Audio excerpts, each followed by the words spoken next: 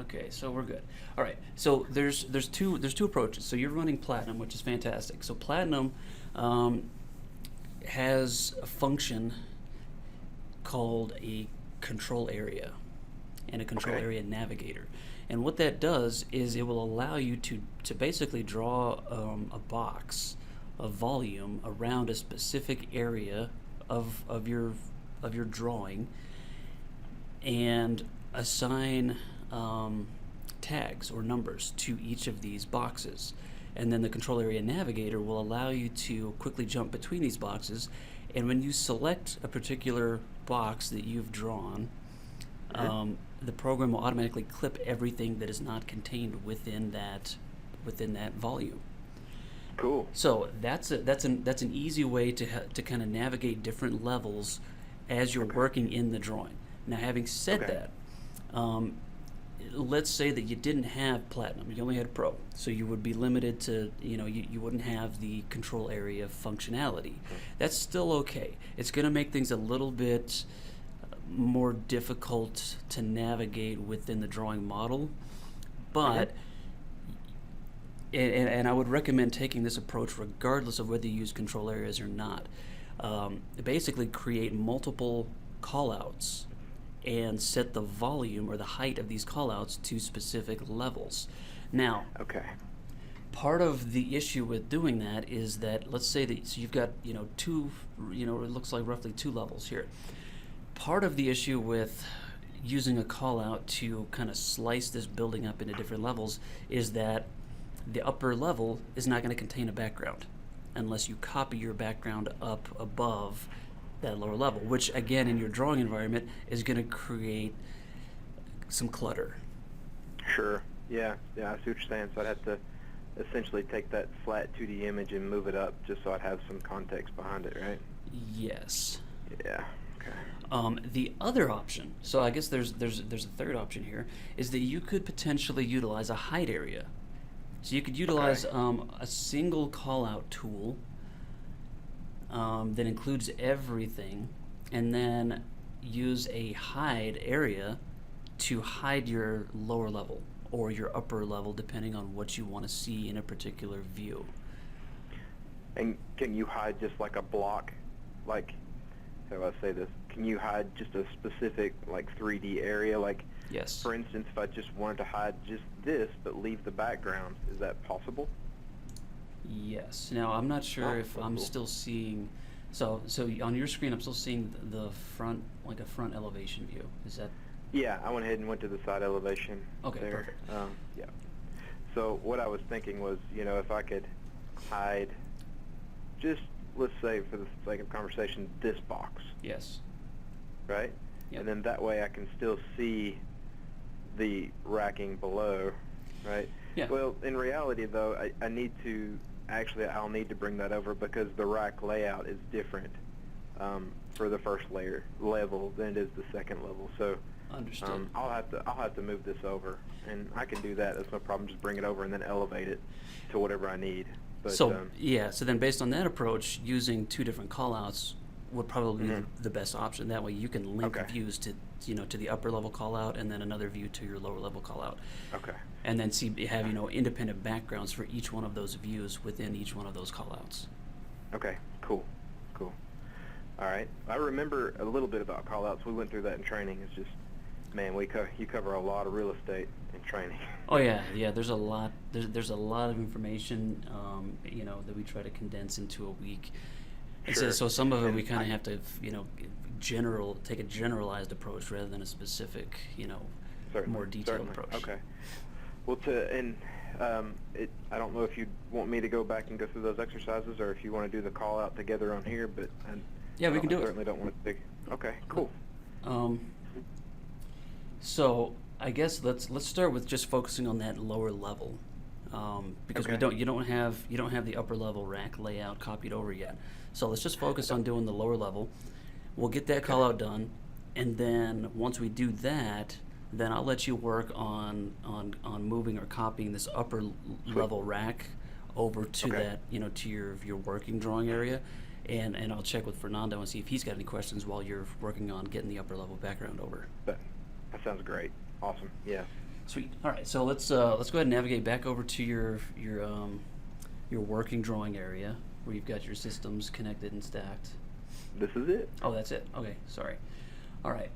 So let's go ahead and draw a call out, and let's just draw it all the way around this entire rectangular space here. Call out. So let's start at the lower left corner. Yeah, let me kill some host snaps real quick. Oh, hold on. You start at the upper left. You Let's start at said the lower left. Yeah, because Sorry, man. no, it's fine. But just so that you're aware, when we're selecting points for a call out, when we're doing this, we're establishing camera positioning and directional information. Okay. So All right. if you were to start at the upper left, go to the upper right like you were originally starting to do, and then drag the call out to the bottom, like plan bottom orientation, the linked view would view this area upside down. Okay. All right. So always lower left then. Okay. Lower left to lower right, and then stretch the box in the plan north direction.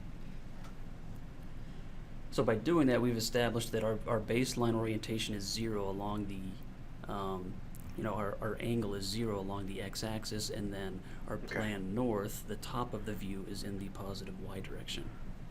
Cool deal. All right. I will Okay. certainly remember that then. Excellent. So we've got the call out drawn. Now let's select this call out and go into a 3D view or an isometric view. Okay.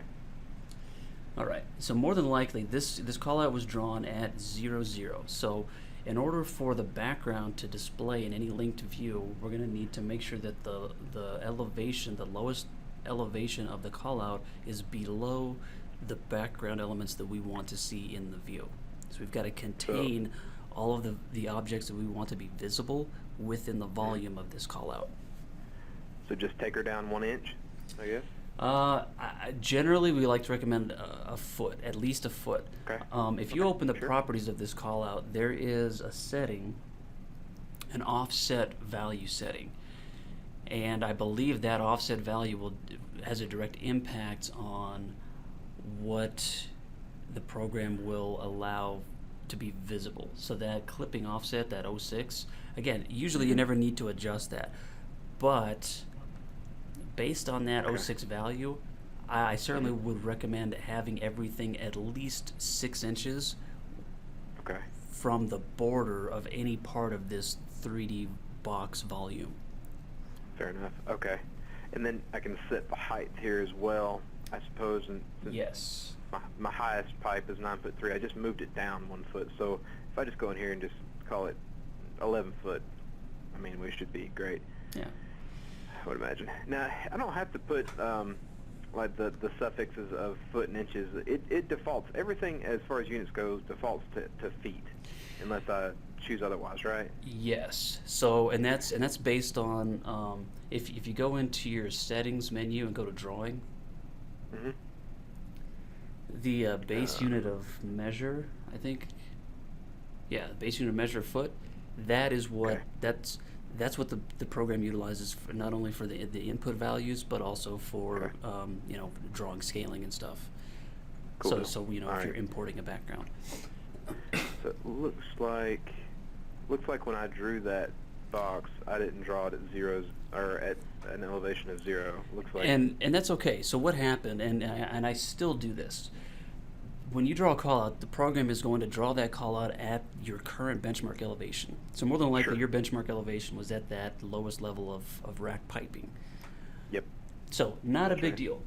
If you know what elevation that was, we can simply lower this the call out by that distance. So if that lowest level of in-rack piping is at 9 feet, then let's just go ahead and drop this call out 9 feet.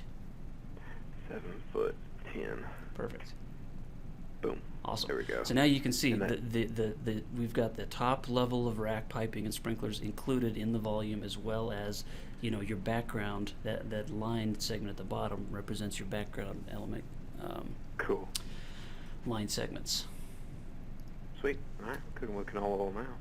So what I would recommend doing before you do anything else, start copying over the other the upper rack layout is let's go ahead and designate some values in the properties of this callout, just to help Okay, us kind of sure. remember that this is um, the lower level. Now you don't necessarily, I wouldn't necessarily recommend typing in an extensive description, but just something so that you can tell and distinguish between this lower level callout and the upper level callout. Okay. Does that work? First level rack? Yeah, just as long as you get something in there. Okay.